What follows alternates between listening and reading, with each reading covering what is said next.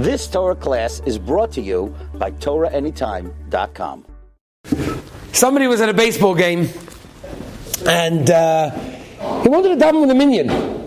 He felt it was a hashkafa thing to do, daven with a minyan in a baseball game, but he couldn't figure out how is he going to pull together a minyan in a baseball game where there's plenty of Jews there, but where are they all? How are you going to bring them all together to one place at a specific time? So he came up with a very good eitzah. He went to the lost and... It's a true story, by the way. This is an absolutely true story because I heard it from the person that actually did it. He went to the lost and found place. You know, they always have an area where people lose their stuff, the lost and found area. So he went to the lost and found place and he says, "Excuse me, sir, I've lost something. Can you help me?" They said, "Sure, that's what we're here to do. Tell us, what did you lose?" He said, "I lost mincha." "You lost mincha. Give us a few moments." He said, "Go over to the loudspeaker," and they pressed the button. "Mincha, mincha, come to Lost and Found right now. Come to Lost and Found," right? Amazing Maisa, true Maisa, right? But it really sort of brings the point of here's someone who understood what it means, the chashivas, the importance of davening b'tzibur, of davening with a minyan. Now, it's something that I know we all do and something we kind of take for granted, especially when we're in yeshiva.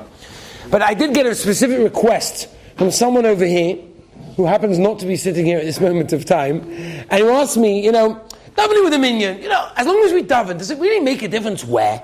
Does it make a difference with a minyan, with the 10 people, 8 people? What's the difference? God hears the prayers anyway. As long as we know what we're saying, we have the right intentions. The last few weeks we've been discussing that. No, does it really have to be with a minyan?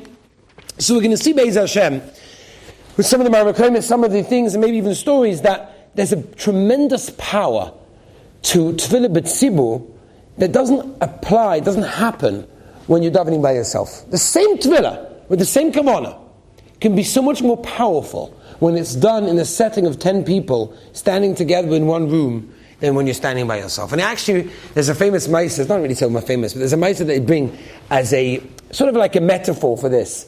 They say, imagine you have somebody that wants to call you, right? Just to tell you an example of myself. There's someone who's calling me now. I'm going to America, Mitzvah Hashem, in a few weeks. So he's calling me up, and he wants me to speak. I'm not really interested in speaking in that particular place. I don't mind speaking when I'm in America, but this particular place, for whatever reason, it's not exactly my cup of tea, for whatever reason. So he's calling. I know his number. I have his number written down. So I'm not going to answer the phone, because if I know who it is, I'm not going to answer, right? Imagine if someone that you owe money to is calling you. You know his number, you're not going to answer. So what does he do? You get a phone call after that, a few minutes later, from a different number, and you don't recognize the number, right? So you pick up, because you know who that is. And there you go, he got you, right? He got you, he knew what to do. That's what they all do. You call from private caller. So you don't know who it is, and you answer. So the meaning is the same thing with Tefilah as well. When we're davening by ourselves, HaKadosh Baruch Hu knows who we are, He knows what we need. He looks at us as an individual and decides, are we worthy or are we not worthy of receiving that item? The example that they bring is Rosh Hashanah.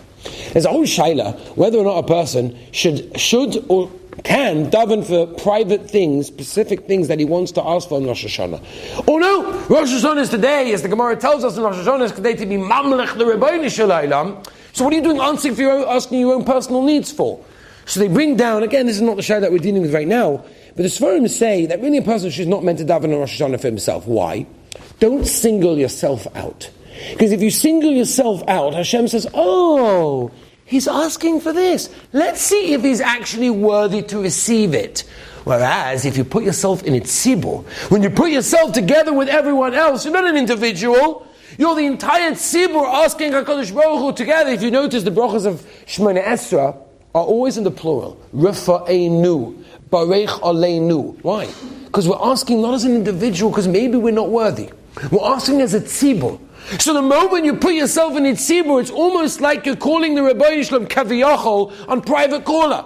It's the whole tzibur going up to ask from the Rebbeinu Shalom. It's not us. It's not an individual asking. How can HaKadosh Baruch Hu turn down an entire tzibur that are asking for something? So there's a Gemara in Brachas Daf Ches, where the Gemara tells us over there that a person's tefillah that is done b'tzibur, that is done with other people, is much more accepted than the same Tefilah that's uttered by himself. And there are many reasons for this. Chazal elaborate on the whole greatness of davening with the Minyan. For example, the Gemara over there tells us, asks the Gemara, when is the time? Imagine if I would tell you there's a specific time that HaKadosh Baruch Hu will answer you. Can you imagine? Right, for example, I used to sit next to Moshe Aaron Stern's brother, Rabbi Yosef Stern. I've told you a few times about him. Moshe Aaron Stern was a very, very tremendous gadol from Rosh Yeshiva Kamenetz Yeshiva. His brother, Rabbi Yosef Stern, lived over here in Meisharim.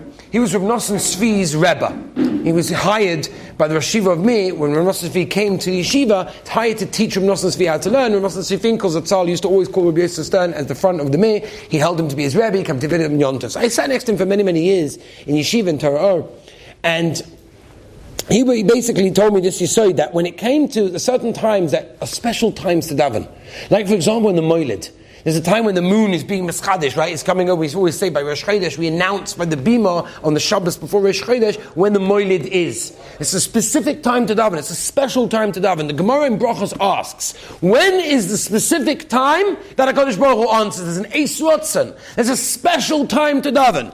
Answers the Gemara in Masa Eis Ratzon, B'shah she'atzibur mispalin. If you're davening at the same time as the tzibur, not just you by yourself as an individual, you're davening with the whole tzibur, the whole congregation together, there's a special Eis Ratzon that HaKadosh Baruch Hu will answer. Now it's interesting. The Mabit gives 3 reasons why this is so. What is the reason? It's very nice. 10 people standing together, make a minyan. No, lovely thing to do. Why? What's the big deal? So the Mabit gives 2 reasons. Let me tell you what they are. He says, number 1, the presence of a minyan allows for the you can say dvarim shebekdush, you can say kaddish, you can say baruch Hu, which we know the Gemara tells us you can only say when there are 10 men there, because when 10 men are there, the Shechina is present listening to their Tefilah. So that's number 1 reason why davening with a minyan is much more chashuv. Number 2, any mitzvah that's always done and performed as a group is automatically more valuable than when it's done in an individual. For example, just imagine, you're trying to carry a very heavy table. The more people you have to carry the table, the lighter it gets for each one. So we have a lot of things to daven for. We have a lot of things to ask. The more people that are carrying the Tefilah up to Kisei Kovod to Shemayim, it goes much quicker. It goes right there. It's a direct hit. We need the tzibur to be able to do that. Number 3, a Tefilah, the Gemara tells us an unbelievable thing. The Gemara tells us that a Tefilah without concentration is not accepted. In other words, if you daven and you're not really having kavanah, you're kind of thinking of what's for lunch, it's not such a good Tefilah, it probably won't work. But the same Tefilah is done with a tzibur, it goes straight up. That means even without the kavanah. So the mailer of davening with tzibur isn't just a mailer, it's a nice thing to do. But if you're davening in your own room, I don't know if you're going to be answered. If you daven with the tzibur, there's an automatic guarantee that you're going to be answered. So what are you going to ask me? You're going to say, very nice, beautiful, great share, Rabbi, good stories, wonderful. But Klal Yisrael have been davening for many, many, many years that there should be, that the Mashiach should come, and that the Geula will be here, and Beis Hamikdash will be here. We're davening with the tzibur every single day. So, what are you telling me, this business that it has to be answered, and it's going to be answered? We've been doing this for years, and it hasn't happened. So many answers for this. In fact, the Shlach HaKodesh, by the way, asks this question, and the Shlach HaKodesh answers as follows. He says, number 1, HaKadosh Baruch Hu fulfills every tefillah that we utter, is always answered. Maybe not in its full manner. For example, we're davening for the Geula, we all have our personal Geulas. We all have our personal trials and tribulations that HaKadosh Baruch Hu saves us from. Maybe not the grand Geula for the whole Klal Yisrael, but there's definitely a Geula for our own personal self. And number 2, Chazal didn't mean that a Tefilah request will necessarily be filled. They said that a Tefilah tzibur is not rejected, it will be fulfilled. The question is when. The more we daven, the more chance that we have of it being fulfilled. One of the Belz Rebbes, the Baron from Belz, once said a very interesting thing. He said, if you daven at home, it's not just, a problem of not davening with Tefilah. He said it's a chutzpah. You daven in your own private room, in your own home. Can you imagine if a person is a poor person and he knows there's a very wealthy person who's going to give him money? He calls up the wealthy person and says, excuse me, I live on such a home. Could you please come to me? I need to talk to you. You don't do that. You don't call the wealthy guy to you. You go to him. Said the Belz Aruv. You're davening in your own room because you want the Shekhinah to come there. Who are you to do such a thing? Who are you? You come to the Beis HaKnesset, we spoke about this last week, the Beis HaMedrash. These are places, right? And another example. You have a Choshev entourage. right? Why do you have a choshev entourage? Because a choshev person doesn't go by himself. Imagine you're going out to do something, you're collecting stock, or you go in a group, you're going to a important person, you go in a group. You don't go by yourself. An individual is never looked upon as someone, as not much chashivas, as a tzibur, as a group, and therefore, that's why we have to be very, very careful. Somebody was in Shaarei Tzedek Hospital here in Eretz Yisrael, and the wife gave birth to a baby. Soon after the baby was born, the doctors came to the husband and said, wonderful news that you just had a baby, but your wife, the woman that just gave birth, is in terrible, terrible, terrible sakana. Very dangerous situation. So dangerous that I think we have to operate now, or she actually will probably lose her life. She won't make it through. But when we operate, she will no longer be able to have any children. We have to take out the rechem, whatever it is. Very mamash b'koach nefesh. We need your signature. Off you go. So the man said, listen, I can't make this decision by myself. I'm going to go to the Chazon Ish. So he traveled quickly to Bnei Brak. Right? They told him it's okay, a few minutes here and there. It's not going to make a life-threatening difference. So he went to Bnei Brak. So he goes to Bnei Brak, he knocks on the Chazon Ish's door. Chazon Ish is about to start mincha. He's about to start davening mincha. So he says to Chazon Ish, b'koach nefesh. What's the shaila? She said, b'koach nefesh, my wife, she just gave birth, and Rachman al-Tzal, there's a situation of sakana, she has to have an operation. If not, who knows what's going to happen? I understand what you're asking the shaila for. It's b'koach nefesh. The doctor said you have to operate. He says, stop. It's just before mincha. Let's daven mincha. We'll talk afterwards. So he thinks, okay, no, what's going to hurt davening mincha? So he goes and davens mincha, and as he finishes davening mincha, the Chazon Ish calls him again and says, go home, it's fine. So is that what you told me? You told me before it's a major problem. He said, no, that was before mincha. Now it's after mincha. It's a whole different story. He went back to the doctors. The doctors told him, what, you crazy? You're listening to this rabbi in Bnei Brak. What does he know about the doctor's situation and the medical thing? You have to do it. It's emergency. And he said, no, I'm not doing it. And the Maisa, Baruch Hashem, they lived for many, many years, and she was very healthy after that. There was a Maisa here actually over here in Sechel Moshe, right by Geula. A fellow once came very, very late at night, and he wanted to get a minyan. He just couldn't find a minyan for Marav. It just wasn't happening. He just couldn't get it. So what did he do? Great eitzah. We mentioned this once before. He called 9 taxis to come. He told them all to come. He paid for their meters, and he davened. A fellow told me recently, he's a businessman, right? He was in Adelis. He had to daven with a minyan. He arranged every flight to make sure that he would make a stopover so he would daven with the minyan, and then go back on the flight and continue. It cost him a lot more money. It took a lot more time. Davening with a minyan. He understood the chashivas of it. It's not just yishtadl like the Gemara, the Shulchan Aruch tells us that it's a nice thing to do. It actually affects our tefillahs. Many people ask, why isn't it answered? We daven here and there and everywhere. We don't see that it's answered. People are lax in the halachos and the realization of the chashivas of davening with the minyan. Let me just end with one last Maisa. Rabbi Pesach Cohen brings the Maisa in the Sefer. Beautiful, beautiful Maisa. With the Shalom Shadron. What a Maisa. He says as follows, it was just after the First World War, and many of the Jews enjoyed a lot of freedom. For the first time, people were making money. Jews were in the diamond and jewelry business. And the person telling the story to the Shalom Shadron after the war said, I was also in the diamond business, and I was Baruch Hashem making a parnas, and everything was great. Every single morning, I had to be in my office in the Diamond Exchange at 8 o'clock. It was a busy day. I was busy. I had a lot to do, orders to fill, deliveries to start making out. There was a lot going on. One morning, I got up early, so I figured, you know what? I'll go to the office early. Got lots to do.